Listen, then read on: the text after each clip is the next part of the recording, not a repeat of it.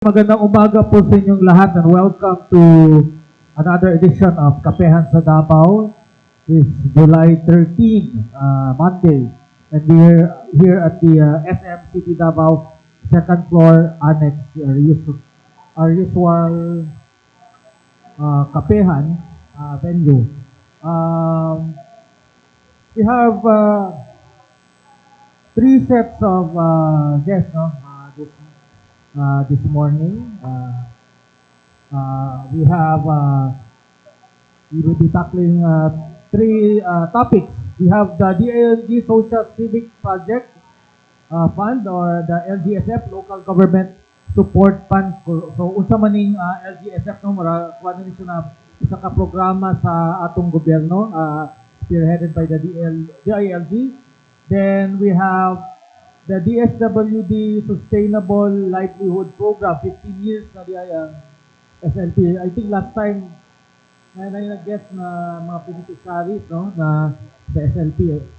So we have, and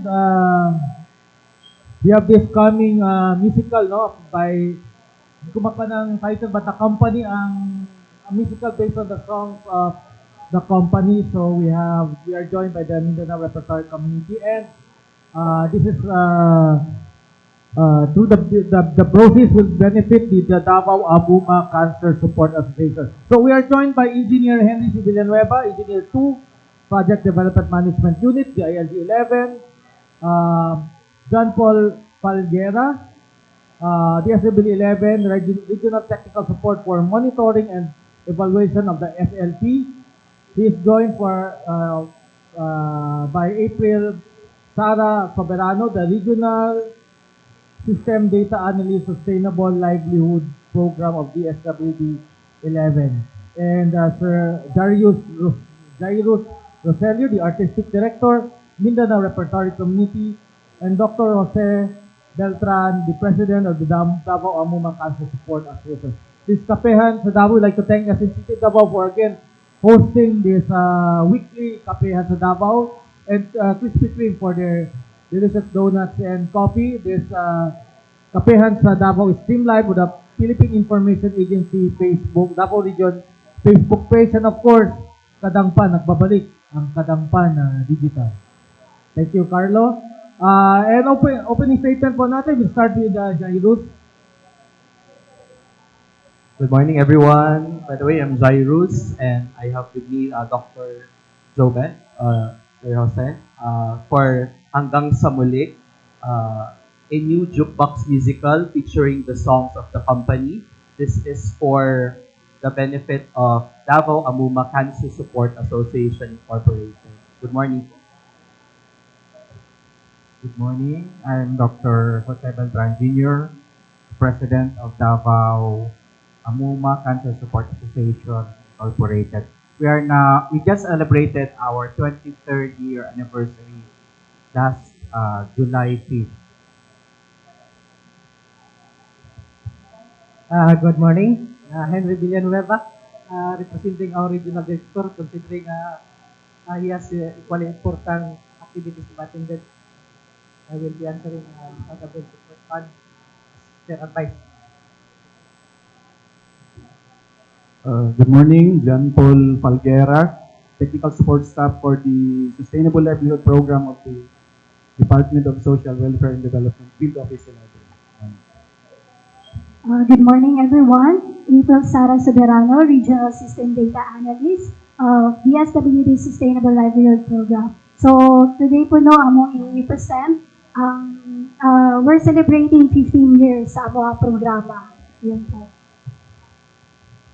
Okay, thank you. Like to unahin muna natin yung musical, no, and yung Amuma, because dati po akong active din sa supporter ng Davao Amuma Cancer yung time ni Tita Marge Palacok Domingo, no, Dr. Margie, the late Dr. Margie. So Jairus, this musical, ano yung title niyan ito, and kasi I was mistaken, akala ko concept, but this is a musical presenting Davao talents. And to Dr. Beltran, kamusta na po yung Amuma Cancer Support Group? Ano po, and the proceeds, saan what programs or projects mapupunta to process ng ating musical. Alright, thank you for that wonderful question po. First of all, I am Jairo Sucelio of Mindanao Repertory Community. So just for a short briefer and background po, Mindanao Repertory Community is Mindanao's biggest performing arts group. Our advocacy is to hone and also train for free talents all over Mindanao for the field of singing, dancing, and acting. So performing arts group kami. And then this is also a very good project for us because for our 8th year this year, we will be able to support for a good cause while doing our passion, which is theater. So ito pong project na gagawin namin for an 8th show run. So 4 po siya na weeks. It will happen on a Saturday and Sunday for 4 consecutive weeks. It is entitled Hanggang sa Muli. A new musical featuring the songs of the company. So, all ticket proceeds po nito is will be donated po to Davao Amuma Cancer Support Association Incorporated. So, as a short briefer of our excitement to share to the media right now, it's because in Davao City, this will be a first. Kasi po, in Manila, marami na po talagang sumisibol ngayon ng mga musical shows and performances all over Metro Manila and even in Visayas or Cebu. Pero sa Davao, wala pa kasi. So we want to be the first to be able to stage a wonderful musical, full-length musical performance featuring iconic legends like the company. So also, we are very happy and delighted kasi the company themselves, if you're familiar with Sir Moy Ortiz, Miss Annie Quintos, Miss Sweet Plantado, and Mr. OJ Mariano, sila po yung naging supporters talaga namin for this activity. So, everything went legal with PhilSCAP, yung Association for Filipino Composers and Artists and Publishers. So, lahat po ng content ng show are all approved po under sa OPM, so Organisasyong Pilipinong Musikal. So, ngayon po, on the opening night, which will be happening on August 22, the company has informed us that they will be flying in to support the show and they will be performing as well. They will be performing also. Yes po, pero siguro ano lang, parang snippets lang of their new song po. Dr. Okay, good morning. I would like to take this opportunity to thank the Mindanao Repertory community for sharing their gifts to Amuma Cancer Support Association Incorporated. Now, Amuma has been in existence for 23 years. No? Our objective or mission and vision is to provide emotional and spiritual support to cancer patients, their families, caregivers, and other professionals. We conduct counseling, religious activities like prayers, and our highlight every year we conduct the Station of the Cross. So instead of visiting iglesia, we visit cancer patients. So 14 cancer patients are visit namin every Holy Week. So that entails cost, no? So we need financial support from other NGOs as well. So we also had our Hibang Klasing Concert Part 3 last 2014 at the Victoria Plaza atrium. So this is also a fundraising activity. We had first in 2003, then 2007, and the last was in 2024. So all proceeds will go to the activities of Amuma Cancer Support Association. Ilan na po members ng Amuma and their families? Unfortunately, yung active, in good standing is only 40. Pero marami yan sila na hindi considered active kasi you have to pay your annual dues, So, siguro, estimate namin mga more than 100. But before, they were 600 when it was established in 2003. Some of the members already passed away. Few members who joined. Kasi I remember may activity kasi People's Park, naka-attend ako. And yung concert ninyo with Songspell sa 2024 ba yun? Yung sa may SMX? I think parang meron kayong concert na. I think it was in a school. Christian. Oo, tama. So, Jairo, I think kasama yung cast, no? Merong mag-present Yes sila po. mamaya. We have prepared two things for you. First po, we have the press kits. So, we'd like to request the Secretary of MRC to distribute.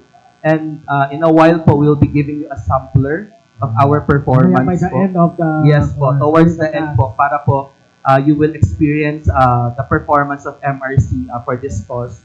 So if I may reiterate po, so hanggang sa muli, a new jukebox musical featuring the songs of the company will happen on August 22, 23, 29, 30, September 5 and 6, September 12 and 13. These are all Saturdays and Sundays, 4 consecutive weekends po. It will be having gala show lang po. So 6 o'clock, it will happen at Leo Dominguez Amphitheater, Ateneo de Davao University, Matina Campus, Davao City.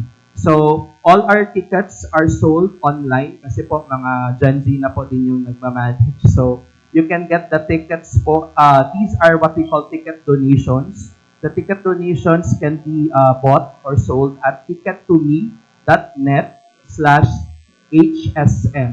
So, yan po. So, if you could also follow us on Facebook, it's on Mindanao Repertory Community.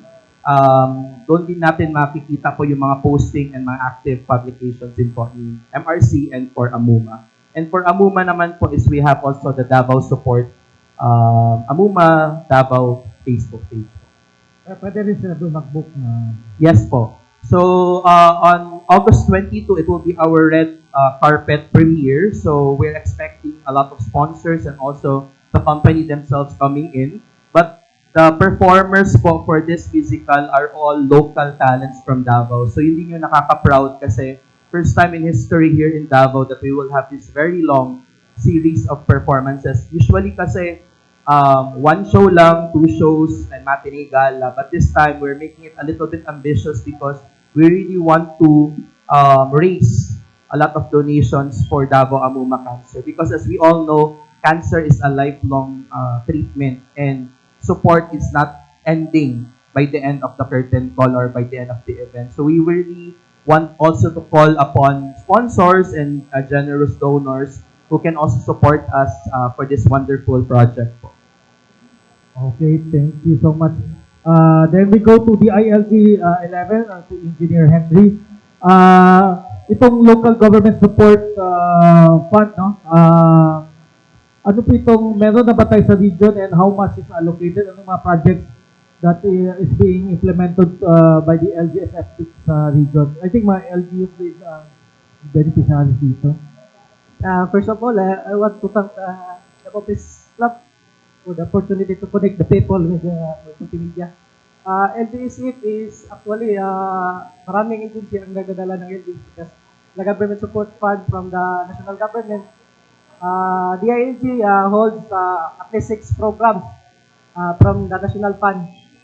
We are tasked to monitor projects, not to give the fund. The fund is directly downloaded to the LGUs. We have to date, we have at least accomplishment of more or less in general 80% completed. 80%. 80%.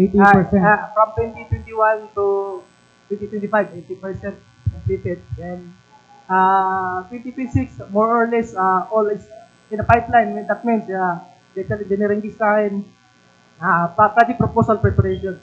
2025, 30% is ongoing, but 2026, more or less,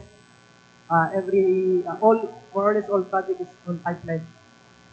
So 88% na yung accomplishment from 2021 to here and 30% is ongoing 2025. Yes, pa. So usually ano tong mga projects sir na dapat implemented by the LGUs kasi di lang basta-basta na project. What are these na enumerated projects under LGUs? In the LGC PSBDP, we have 5 projects like farm to market roads, water systems, rural electrification, health stations, and multipurpose buildings. Then for financial assistance for the local government units, we have flood control, water projects, then water systems, then bridges, roads.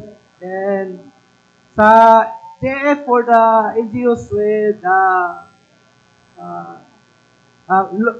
growth equity fund, that is for the NGOs with local share or lower share of the NATA, National Tax Allocation. We have to equalize the difference of the fund.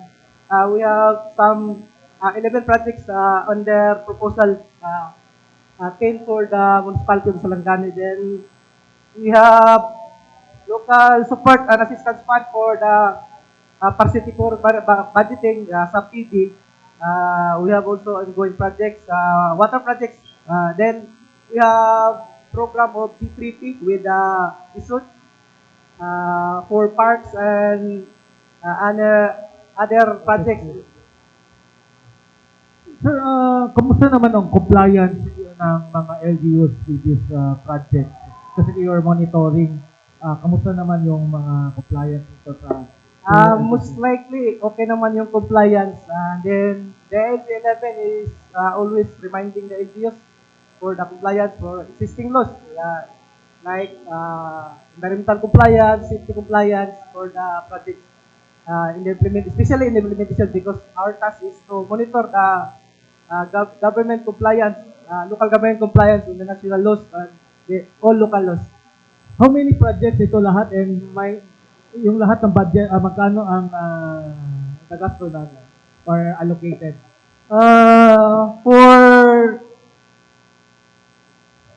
Let me see the total. More or less 2,000 total. Yes. And yung ballpark, mas estimate lang magkano na-allocate na budget for this 2,000 projects? This year, we have got a small budget because pero yung 2021 to 2025, we have many funds. Actually, we have a running total because LGC is approved by higher downloaded na diretso yes. sa Our budget is not fixed, but more or less we have a total of more than 2 billion. more than 2 billion na. Yung 2021 to... Yes. 2021 is we have 6 billion, 2021 because... yung 2 billion is 2020. 2026. Yes. Because we have more projects coming, rice distribution. Yung BBM rice. By 2020. Including the rice distribution. Bawat barangay makinabang, is it part of LGSF? Yung parang may 200,000 pa yung kada barangay. Not all barangay. In our SPDP program, it is only given to barangay with under the ILCAC program, End of Local Community Crime, sa National Task Force for End of Local Crime, ILCAC. So, part sila ito. Then, we go to the SWD 15 years, no? Na ang SLP, Sustainable Livelihood Program. I remember my guest dito yung nagagulayan, no? Kamusta naman ang SLP and how many sa region natin, how many na ang nakasama sa or beneficiaries sa SLP, and yung budget, how much ang na-allocate for this program? Kasi marami na rin kayo mga success stories, no? Sa inyong programa. Yes po, sir, no? 15 years. So, nag-start si SLP year 2011. And as per record, from year 2017 up to 2026, first semester, naanatay more than 140,000 sa mga beneficiaries ang na-serve nato. So, more or less, mga 14,000 sa mga beneficiaries annually. And kana siya no is na-serve na to. Most of them are coming from the different sectors. Kasagaran na from the poor, vulnerable, and mga marginalized na mga families na qualified sa atong programa. So, naapod tayo na-serve no under the MD track and the EF track. So, for 2026, no, more than 274 na po ang atong accomplishment, which, naatay 6,557 beneficiaries as of 2026 karon nga nahatagan. So, most of them, are 67% are women and 33% are men. And we have also accomplishments sa ato ang usbong phase. Nanatay na conduct 6,744 monitoring and organizational assessment activities. Kung asa si monitoring videos, no, nag-conduct yun o project visitations. Sama sa ninyo ganina, no, we have documented different success stories. Since we have, ang goal nato is maabot yun sa ani phase ang ato ang mga program participants. Thank you.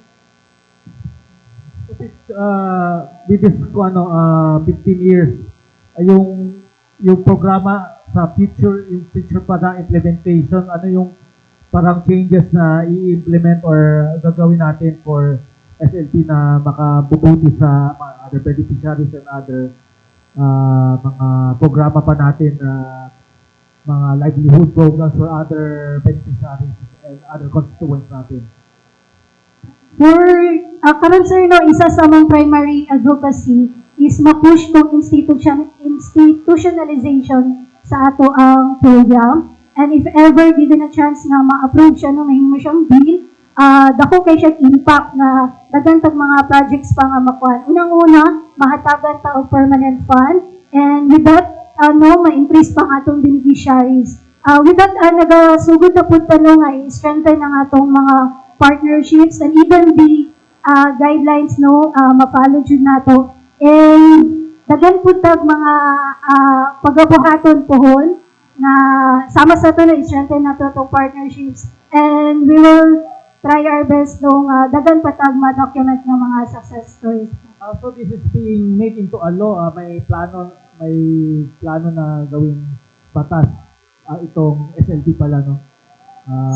So kasi yung without a law, hindi pa siya ganun ka institutionalized yung SLP part program pa lang siya na DSWD. With a law, with this law, may para siya na set pa siya na budget, no, na for the program. Bali sir, ang program for institutionalization nasa second reading. Isang author for the author Senate ba or sa Senate or Sa Congress, nasa Congress. So nana siya sa second reading, no. Hopefully mapasar siya sa House para ang program institutionalize na gid siya. Dili lang siya ingon nga ma-solidify ang program, ang mga workers niya mismo na anay permanent sa government. So naay continuity sa program implementation labi na sa grant. So dili naman problema og budget kay regardless sa changes sa administration, regular program naman siya. Every year ba nag-increase ang budget for the program? Nagabari sir, but na years nga mag-increase gid siya depende sa budget na ginhatag. Okay, before I turn over the questions to our friends on video, I would like to ask sa Amuma, no, si Dr. Beltran. Sir, with yung sa work nyo, we support sa cancer patients kasi may you said, no, yung mga kailangan ng support. Ano yung parang primary need kailangan ng cancer patient and their families, no? Financial ba and other parang kailangan nyo matugunan na that parang intervention sa inyong that the group can help. Primarily due to financial. Cancer is it's a very expensive disease. Tapos, almost lifetime na siya na treatment. lalo na kung sa late stage of the disease to gasto ka rin. So, ang program man good sa private as well as government institution, more of medical support. Walay psychological, emotional support. So, there are only few support groups in Davao doing this, no? So, siyempre kinahanglan yun ang kaning spiritual and emotional support sa pasyente. Dili lang ang treatment per se, treatment of cancer. So, kinahanglan siya kay holistic dapat ang treatment. Dili kanang medical lang. Tapos counseling kay siyempre ay stages of grief, atong denial, shock, anger, and finally acceptance. So, na among gina-support sa mga cancer patients as much as possible. So, ginaadtuan na namo, tapos word by mouth, na mo join sa among group para for counseling and prayer. So, napod may mga activities aside from that, no? Before the pandemic, namin mga medical missions, we go to far-flung areas to have a free consultation and kung namin medicine, ginahatag po ana. Tapos namin mga fora sa lay forum for cancer patients, their families. We conduct it before sa malls, no? So, lately, ang last namo was in, I think, People's Park. Ito Punta ako dun. Sa parang activity yun, maraming Yes, activities, no? daghan may activity. Okay, before may curiosity lang kay Jairus, why the company, why choose? Sa karami-raming OPM. Alright. Yun din. To begin with, the company is also celebrating their 40th year in the industry. So, very close to our hearts ang the company kasi my mentor po and one of the voice mentors of MRC, the Mindanao Repertory Community, is si Sir Bong Abiola. He's one of the core founding members of the company himself. Tapos po, besides of their celebration din po, they are also the longest running na vocal group legend ngayon sa Philippines. Para silang pentatonics ng kanilang panahon. And they cross multiple genres in different generations. So, meron silang jazz, a cappella, ngayon, even P-pop, pinapatulan talaga nila. They have bossa nova, acoustic, so nakikisabay sila sa panahon. So, I think it's also best befitting na bigyan sila ng tribute sa kanilang songs. Kasi always po talaga when we do jukebox musical, yung legendary po. And why did we choose Amuma to be our partner? Kasi me as the director and the writer of this musical, I too lost my mom out of cancer. So, tama yung sinabi ni Doc na expensive siya kasi one shot of the medicine cost us around 350,000 a week per injection. Tapos, after that, my mom still left us. And then, hindi siya tapos after nun, yung aftercare, yung trauma is still lingering. Kaya nga siguro nasulat ko din yung musical na to is for her. And now, sabi ko nga kay Doc, kung hindi ko man na-survive yung mom ko, I hope through our own little steps, we'll be able to survive more patients that are undergoing this similar problems, which is cancer. So, for others kasi, they think na cancer is a normal thing, pero for us, especially the families that are really the victims here, mahirap talaga siya, especially when you lose the person that you love the most. Okay. Good morning. Good morning. To Engineer Villanueva, sir, how many projects are underway sa ilalim ng LGSF fund? We can speak in Tagalog or Bisaya, sir, so that more people can understand. Actually, yung underway, hindi namin ma-project kasi local government support fund is decided by the higher up. Then, yung policy niyan is nasa taas namin. Kaya yung mga underway, especially yung Palgo, hindi namin matatarget. Pero yung SDDP, meron kami ngayong 83 barangays na target. Pero yung other programs, wala kaming perspective kung ilan ba yung darating kasi nasa taas yung policy. So, gano'ng karami or anong project? What type of project yung pinakamarami? Pinakamarami is roads and evacuation centers. Pero mas marami talaga yung roads. Okay. Bale, saang lugar ang may pinakamaraming project?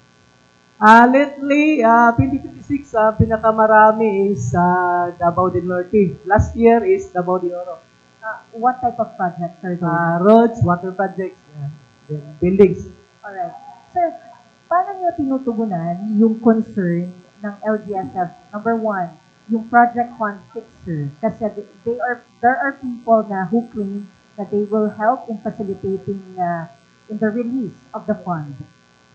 We already reported that to our national government. And then, parang nawala naman after we reported the problem. Kailan yung last na meron? Last namin nag-report na merong nag-fixer is last year. Last year, September most likely September. Last year, isa lang? Parang isang grupo lang. Isang grupo. Isang So, grupo. how many are there? Marami sila pero isang grupo lang sila. Can you give us details? Anong ginawa? Actually, they are promising to provide the project. And then, with a certain amount. But I cannot divulge the names. But how much? How much yung ino-offer? 20% 20% of how much? of the promised project. Mga average ng project. Average project is 5 million, 10 million. Mga ganyan. May mga successful naman. Actually, after we reported, merong mga project na dumating pero hindi namin alam na nag-success yung tag-group. Okay. What is the effect of this sa fund natin? Kung may mga project fund fixer. Ano yung mga nawawala? Actually, hindi namin matatansya yung nawawala kasi hindi namin alam yung parating. Kaya hindi ko masabi kung meron bang nawala dahil doon. Pero most likely, na-stop yung grupo after we reported it to the national government. So, anong epekto nito sa local fund, sa LGSF? Yung process kasi sa LGSF is, the LGU will post all their proposed projects in the RSL in the Department of Budget and Management. Then the DBM will reply to the LGU if their proposed project is approved or not approved. Then, wala talaga ka-hold namin sa DLG kung sino ang ma-approve at sino ang hindi ma-approve kasi yung task namin is monitoring and evaluation. Wherein, tutulong kami sa mga LGUs paano mag-prepare ng proposal, feasibility study, and design. Then, mag-prepare kami na magawa yung project within minimum standard. Yun lang ang trabaho namin. Yung bigay ng project, nasa DBM at saka LGU yun. Sila yung nagko-communicate. Okay, let me rephrase my question, sir. Ano po ang epekto ng existence ng mga project fund fixer? Actually, kung natuloy sila, masisira tayo talaga yung project. Kasi kung isipin natin yung kinakampi nila na 20%, kukunin yun sa project, yung standard ng project natin talaga masisira. Kaya nga, pagkakalam namin doon, nireport lang kagad namin kasi kung kukunan mo pa yung project na nire-reduce mo yung program, tapos kukunan mo pa ng 20%, meron pang mga ibang manghingi pa, sa dami ng manghihingi, kung hayaan mo sila na mag-reveal sila lahat na nanghihingi, most probably ang project natin substandard lahat. Okay. Sir, last question. How do you tighten your monitoring over these projects? Yung pag-oversee natin sa project implementation. Pardon me? Paano po natin pinapatibay yung ating monitoring, sir, sa mga project implementation? Actually, meron kaming mga regular monitoring. Then, we have also tinatawag na subaybayan program na makikita namin kung merong nag-overlap na project online. Kasi kung ipopost mo yung technology natin ngayon na mga geotag photos, makikita mo yung duplicated project. Kaya kung sa panahon ngayon, yung dati natin na wala pa yung mga geotag photos, merong naduduplicate na project, merong kalsada na na-fan ng 3 beses, 4 na beses. Ngayon, hindi na yan mangyayari kasi nakatag na yung mga photos. Kung ipasa mo yan online, magduduplicate yan siya sa computer mo, makikita mo siya na duplicated yung project.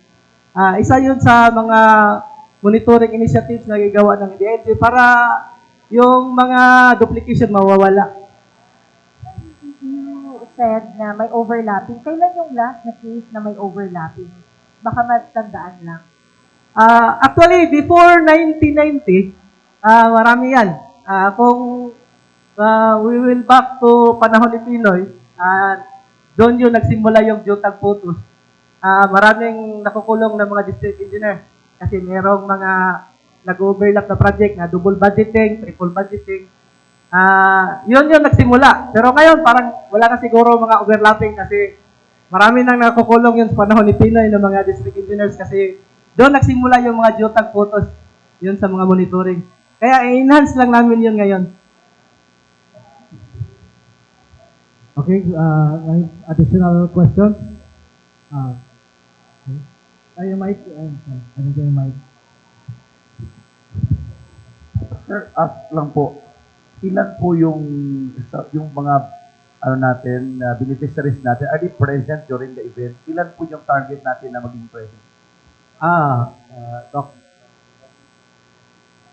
So technically po, yung Davao Amuma Cancer Support Association po yung pupunta. Sila po yung main beneficiary natin. So under po, sabi kasi ni Doc kanina is, under care ngayon is 14 active. So yung pupunta talaga are the families of those na currently na under medication, yun po. So, and then ano din po, we will be inviting them, yung mga gusto din maging part din ng under ng care ng Amuma. As of the moment, may mga sold na ba na mga Yes po. ilan po? Ilang percent na?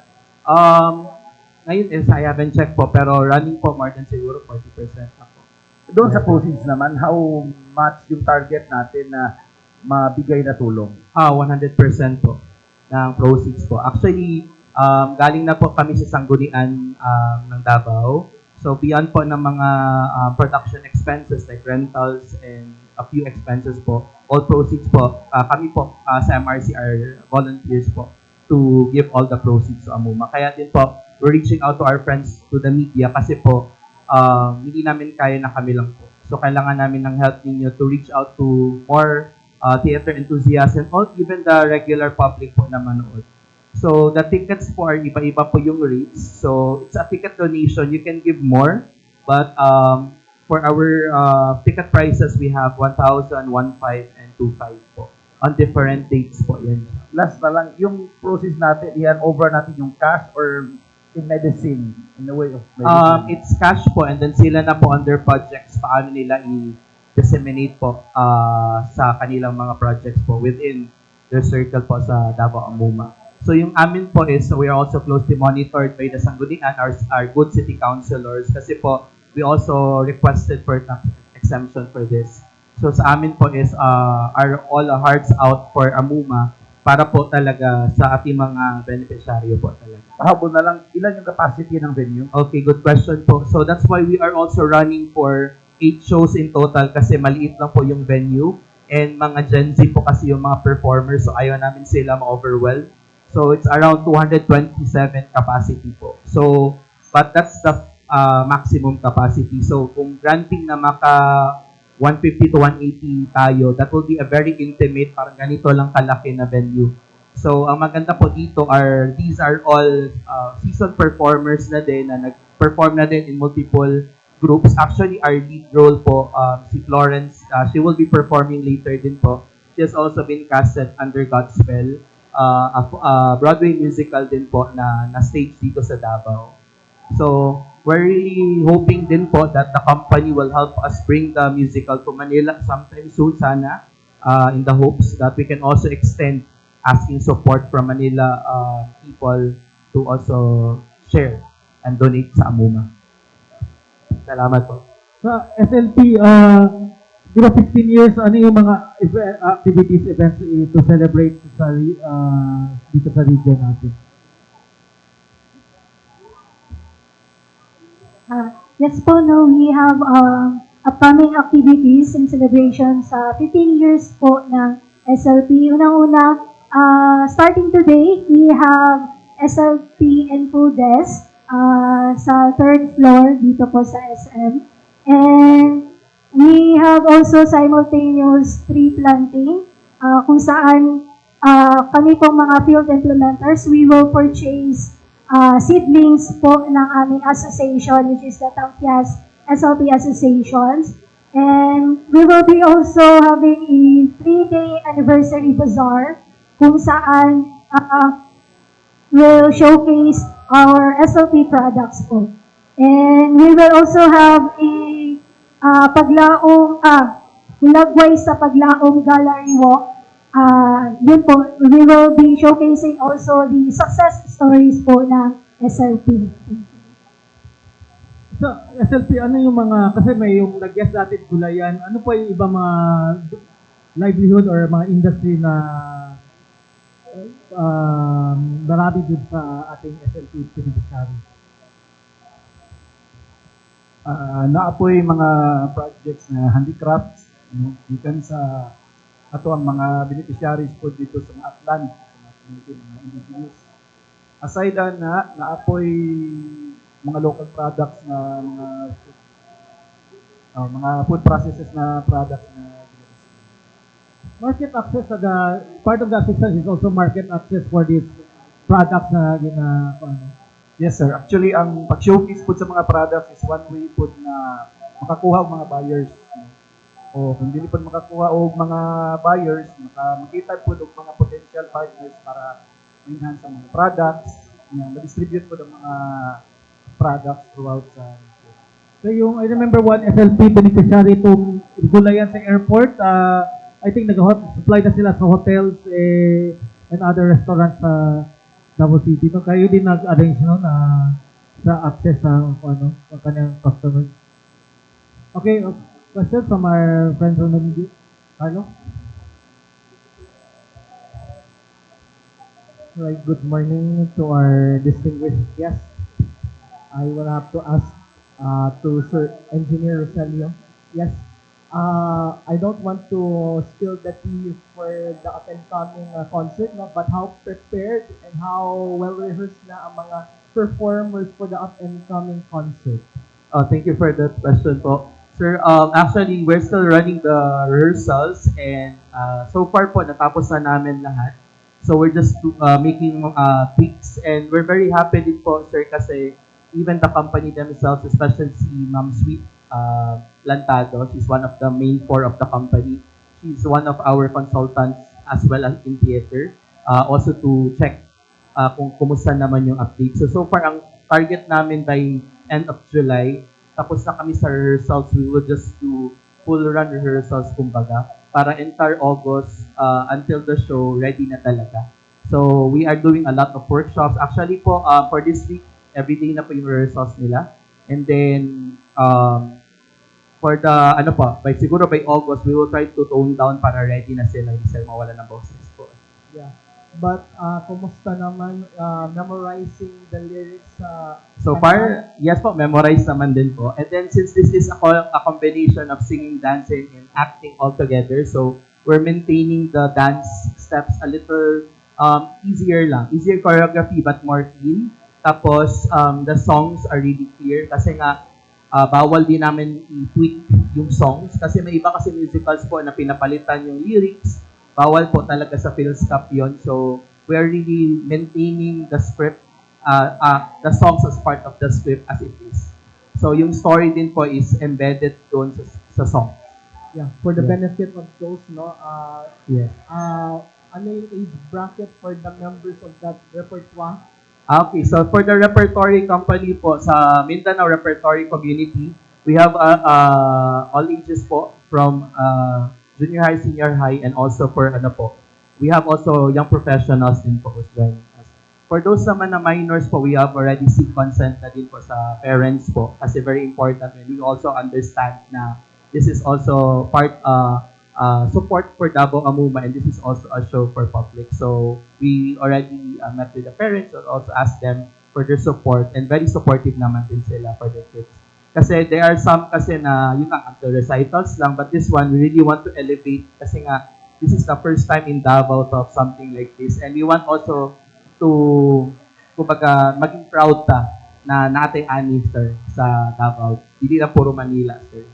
Yes po. Last na lang on my end. Again, I don't want to spill the tea for next month's concert. But of course, what are the expectations for those na mananaw for that?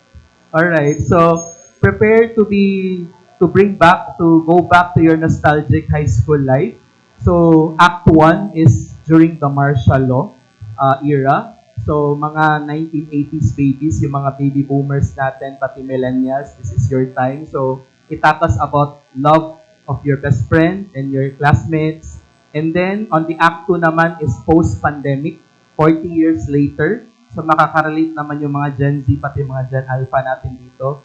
Yung mga magkaibang type of love during that time. Kasi yung 80s po, uso yung mga love letters, mga kutsaan ng mga classmates. Ngayon kasi puro online na, mga dating app. So makikita yun siya. So if you may ask kung it will be befitting for all ages, yes po. But for the concert, for the shows po, we are requesting sana 7 years old and above para hindi lang mag-ingay kasi nga it's a very intimate venue and ayaw namin na may mga bata na tumatakbo-takbo din sa stage. So yun po, and then prepare to cry, to fall in love, and also to have multiple different emotions. May mga comedy parts din po na injected po. So typical, it's not your typical love story, but it's something that you can really learn from. Kasi incorporated din po yung cancer dito sa story natin. Yes po. Okay, sa SLP, Ma'am, we've been implementing SLP for 15 years. Paano po ginasupport ng program natin or to ensure na no child will go hungry or no family will go hungry po?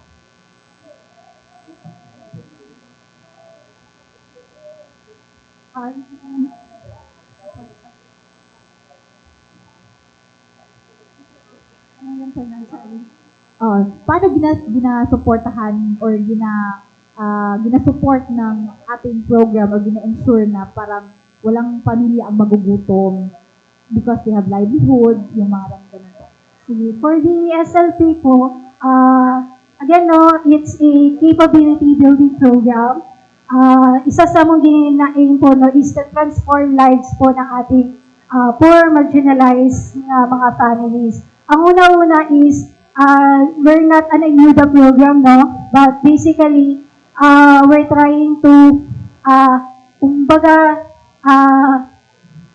hatagan sila ang technical assistance no, matransform nilang kinabuhi. Unang-una, tudluan sila kung saan ang tagaan pa sila knowledge, no? We will ensure them na ma-undergo nila tong mandatory capability building activities. And with that knowledge, no, ang family, ang katong beneficiaries po nato is mahatagan sila kumpiyansa. Kumbaga, ma-enhance pa ilang skills, ma-enhance pa ang ilahang entrepreneurial skills. And with that knowledge, no, kaya nila i-sustain itong mga seed capital fund na atong ihatag sa ila. And with that, katong mga natunan nila sa SLP, mao to ilahang dalahon, buhaton no, kay para ma-sustain ilahang ilahang livelihood projects. And again, no, SLP, isa po siya sa flagships ng DSWD programs na nakatuon po sa poverty reductions. So with that, ma-enhance ang ilang skills, mas dagan pa sila matunan no, and matagal pa sila for their livelihood na ma-sustain pa po in the future. Ma'am, ginausap po na ito pag-ensure na parang lahat yung ma-sustain ang ilahang livelihood activities. Usa sa mga ginabuhat sa program no para ma-sustain gid ang ilang livelihood. After sa program implementation, natay monitoring phases before ang pag-ani o ilang graduation. So, diha sa monitoring phases, medyo tedious, medyo trabahoso siya dira no kay tinatanaw nato nga ang mga association mismo intact ilahang enterprise, operational. So, para i-comply ang isa ka monitoring phase na ay mga requirements before siya mo proceed to sa next phase, before siya mo graduate. So, dili lang siya ingon nga nag-provide tag capability training. Ito, closely monitor po nato ang mga projects dito. Dili lang ang enterprise mismo, pati ang association. And of course, inatana po nato ang composition sa associations, no? Ang mga program beneficiaries namin. Naka-benefit pa sila sa program. So time to time, kada phase, amo gyud ang ginapangutana kay para amo po siyang metric, no? Mo po na mong kuan sa monitoring and evaluation. So, unsa pa yung mga pwede na mo i-dugang, unsa pa yung mga approaches na mong gamiton, mga technical assistance na mong provide para ma-sustain ang ilahang Sir, for this semester, pila gani kabuok beneficiaries atong nahatagan og livelihood assistance og out of katong nga beneficiaries pila kabuk ang ilahutay? For CY 2026 po, as of first semester of CY 2026, we have served a total of 6,157 ka mga program beneficiaries. And out of that, no, nasa 90% po operational ang mga projects. And because after the project implementations, after 3 months po kasi siya ma-monitor. And hulaton pa po nung after 3 months, dira pa mag-start po ang first monitoring visit nila. So, as of katong mga na-monitor nung nahatagan nato, napa sa 90% po operational ang ilang mga projects. Last question na po. Ang ginuusaong pag-avail or for those who want to avail the program po, unsa ilahang kinahanglan buhaton? And if ever nga, like for example, ma-fail ang ilahang, for example, negosyo or livelihood assistance, katong inyong gihatag, unsa ang buhaton sa DSWD? First, no, ang program primarily gina-cater gid pantawid beneficiaries. Okay, identified poor na gina sila. Another is kung naay mga referrals. So, kung naay mga referrals nga i-endorse sa mo, profile na siya, then itawag undergo na sila social preparation.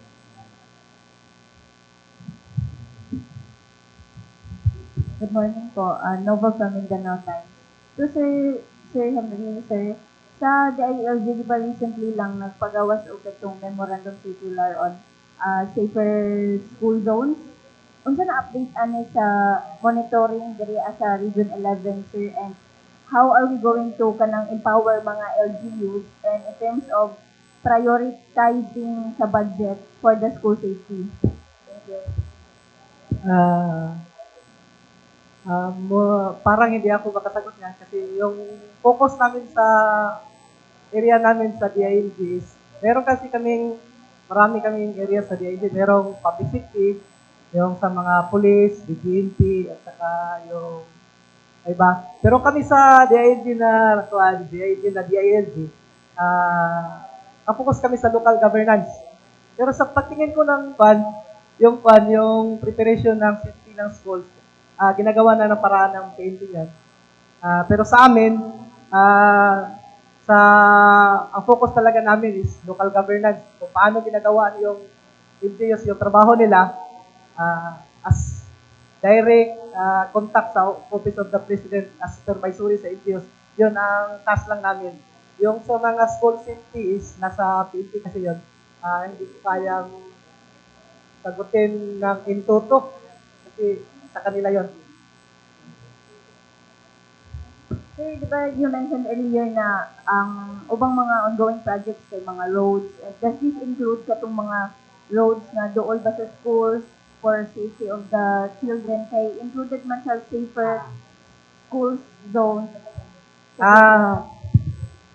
Yung ganun, akala ko kasi yung mga barilan. Ah, yung sa mga kwan, standard talaga yun sa construction. Nasa dole yun ng standard na merong susundin ang isang contractor magagawa dyan. Merong mga signages, merong safety inspectors, bawat construction company. Yun ang mga minimum standard na minomonitor namin. During monitoring, tinitingnan namin yan kung ginagawa ba yan ng contractor. Then, during meeting din, ina-advise talaga namin ng LGUs na yun, mga construction safeties.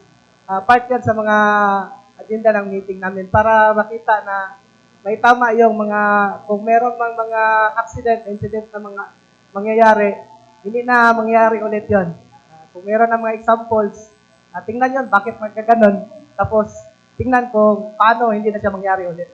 Isa yun sa mga safety standard na sinusunod natin other than the DOLI standard. So, di ba sa roads, kay apil po ba ng mga pedestrian lanes sa ato ang mga near sa ato ang mga schools kay mao man ni gina-post sigud pod aside sa katong mga barilan ba like sa katong pedestrian lanes to keep the children safe.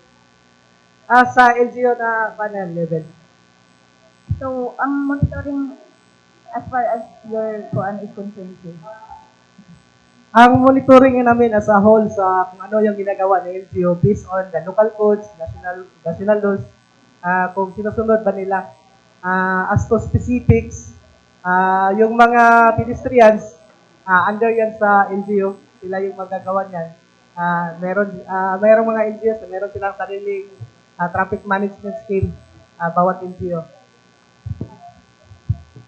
You oversee the implementation of the project. Does that exclude yung mga safety standards? Hindi na sa inyo yon, LGU na yon? Kasi you oversee, di ba? Construction area, we will not oversee the construction, but we are just monitoring because our task is just monitoring and evaluation kung paano ba yung project ginawa, nagawa ba yan ng tama. As to day-to-day activities ng project, wala kaming hawak nun. Meron kang project, isang beses lang namin mabisita hanggang matapos. So what are the guidelines in overseeing a project? What are your guidelines? Paano nyo nasasabi na ang project ay naitayo ng tama?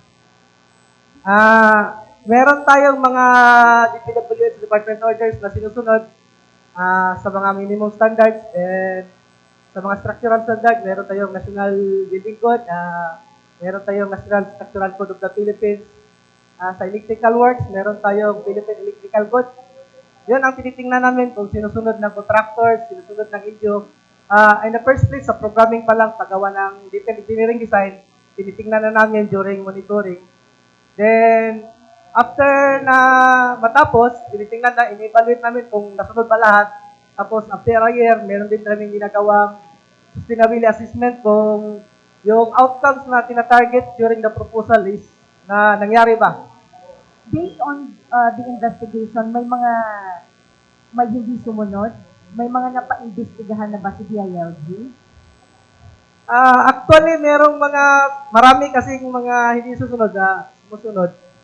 Ginagawa namin ng mga letter yan, pinaforward namin sa LGUs. Then, kung talagang mas malaki yung problema, meron kaming department na nag-oversee yan. Meron kaming mga legal department na nag-oversee na mga yung talagang hindi talaga sumusunod kahit malaki na ang problema. Meron kaming legal department na tumitingin kung kailangan bang kasuhan o kailangan bang i-endorse sa task. Yung mga sa legal department na namin yun. So ano ang kadalasan na hindi sinusunod? Kadalasan, kung sa project per se is yung mga minimum standards sa safety, hindi nasunod kadalasan. Can you specify that? Can you be more specific on that? Halimbawa, kung tingnan natin yung DOLI Department Order, dapat naka-skull guard lahat. Kadalasan makita natin sa project, mga national project lang yung halos sumusunod. Pero yung maliliit na project, hindi na. Yun kasi yung palagi naman sinasabi sa mga workers na dapat masanay tayo na magsuot ng skull guard. Kasi kung hindi tayo nasanay, kung darating yung accident, hindi mo na nasuot. Kaya, yun, nire-remind namin. Pero, kadalasan kasi yung mga contractors nagtitipid, or hindi sila nagtitipid, minsan pinababayaran sa mga kwan. Pero kung tingnan natin, sa mga P-item naman yun, nag-notice kami, mayroon kami mga site instruction pag hindi sila sumusunod. Pero, kadalasan, meron talagang mga matitigas ng ulo. So, may mga hindi sumusunod sa National Building Code? Not necessary sa National Building Code. Kung mga maralaking problema na kasi yun, kung National Building Code yung hindi sinusunod. Mga minimum safety reminders lang yun kasi kadalasan na problema. Pero kung ang isang project, halimbawa sa isang building, hindi sumusunod sa National Building Code, National Structural Code Philippines, National Critical Code, nag-issue kami ng mga suspicion orders. Pag malalaki na yung problema. Pag maliliit lang kasi, magle-letter lang kami. Pero kung malalaki na, mag-issue kami ng mga suspension orders. Sir, add lang. Ang LGSF ng mga projects is implemented by LGUs. Unsa nga mga provinces currently ang kuan ani nga projects and pila ka buk LGUs ang nag-implement sa Tibok Davao Region? Sa 6 programs namin, halos lahat na LGUs meron. Kasi marami naman kami program. Pila ka buk sa LGUs? 43 municipalities, then 5 cities, then 5 provinces. Halos lahat na nakakabil na kasi marami mang yung program yung minomonitor namin. Meron kaming SPDP, the Support Development Program, then mayroon kaming PALGO, yung Financial Assistance to Local Government Units. Then meron din kaming program na Growth Equity Fund for lower income LGUs. Then meron kaming SUB-PB, yung Support to Assistance Fund to Participatory Budgeting. Meron din kaming Green program. Kaya kung tingnan mo ang lahat ng program, halos lahat ng LGU nakatanggap. Kaya lang, meron talagang LGUs na maraming natatanggap. Ang sa Davao City, sir, unsa nga program ang ilang i-avail? Sa ngayon, yung Davao City, parang merong isa lang yata. Yung Davao City, isa o tatlo, mga ganun sa PALGO. Yung SPDP, meron siyang 5, pero may natanggal na 2, nagreklamo na nga sila. Isa ka buok, sir. Unsa ni siya nga program, sir? Sa PALGO, tapos yung sa SPDP namin, meron kaming nakaprogram na 5 dapat, merong 2 natanggal sa Davao City. When lang ni siya, sir? 2026. Pero hindi ko masagot kung bakit natanggal siya sa list. Kasi nasa taas yung deciding factor nga. So, isa lang kabuok ang na-approve for Davao City? For PALGO, pero sa SPDP, meron kaming 5, may natanggal na 2.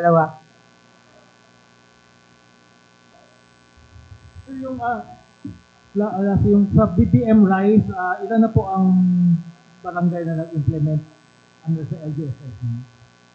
Yung sa rice distribution namin, mahina yung implementation dahil yung sa gitsa kaak na nakalagay sa LBC na dapat i-priority yung mga magsasaka na mag-provide ng rice.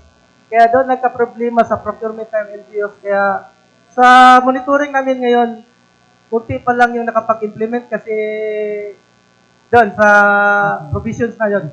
Ilan so far sa iyong estimate ilan na? Parang ang naka-report na naka-distribute is parang 3 pa lang yata. 3 pa lang. Kasi nagka-problema yan sila sa procurement. Yan kasi nakalagay sa provisions ng LPC sa kuan na dapat yun na yung sakit sa kaak na dapat yung provider ng rice is yung mga agricultural cooperatives, hindi yun dapat imported. Yun nakaprotay na, yun sila nagka-problema sa procurement. Pero yung iba na kuan nag-justify na lang na hindi talaga kayo kasi walang cooperative association, rice association sa LGU nila na makaprovide sa volume na kailangan. Kaya nag-justify sila na nag-procure sila through other means, other suppliers. Yun, ang iba naka-go na dahil nag-justify. Pero may kuan na i-revise yung guidelines sa 6 na guidelines sa BBM. Yung revision kasi sinasabi sa taas is mahirap. Yung sinasabi nila is mag-justify lang yung NGO kung gusto nila, kung hindi talaga kaya yung sagip saka. May nagtanong sir sa aming media na how many sabi mo yung 2 billion all in all ang nakuha din another 6 billion for 2026 ano? That 6 billion is 2021. That is before PRR is going to. So ang 2 billion is ngayong 2020 Ito lang yung budget natin ngayon. 2025 to 2026 for 2026 or 2023 panahon ni PBBM. 2025. Actually, yung 2026 is we can target because it is running numbers.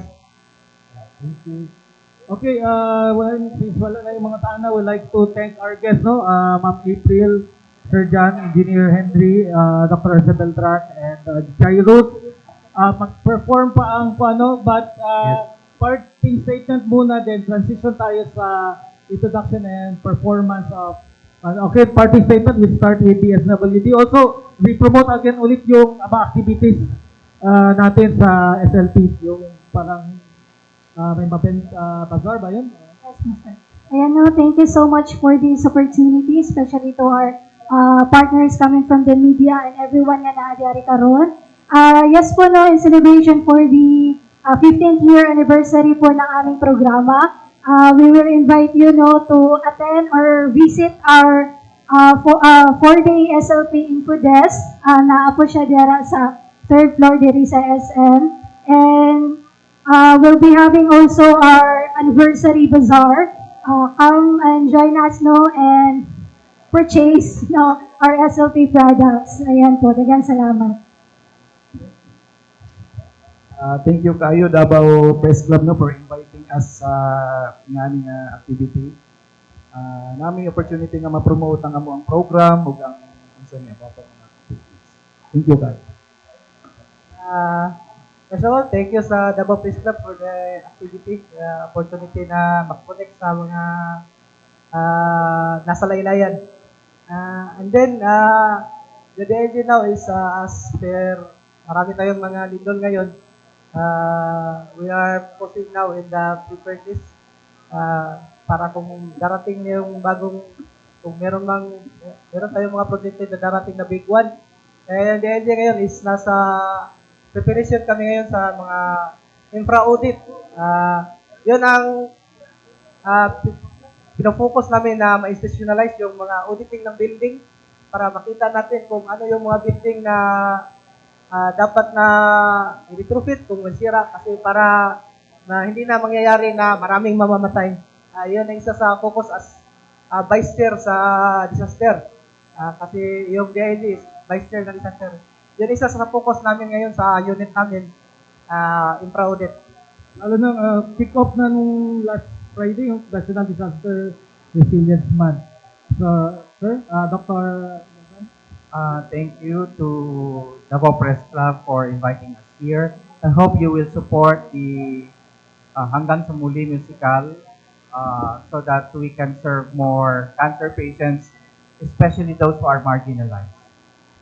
And Jairus, I think I hope the media will stay because merong Yes po. presentation ang ating cast ng Hanggang sa Muli. We will be giving you a sampler for our performance po and we hope you're gonna enjoy it. Once again, I am Jairus Cesalia from Mindanao Repertory Community. So as part of our support for Davao Amuma, please come and support Hanggang sa Muli, a new jukebox musical featuring the songs of the company. Saan ang ticket sa online? Yes po, tickettome.net/HSM. Wala siyang physical store. Wala po. Online na po lahat. Para po, it will be black and white, especially for the Amuma side. Amuma Facebook page, pwede sila mag... Yes po. And then they can also follow Mindanao Repertory Community. Nandoon din po yung mga postings. Or you can search sa Facebook po, Hanggang sa Muli, the music band. Okay.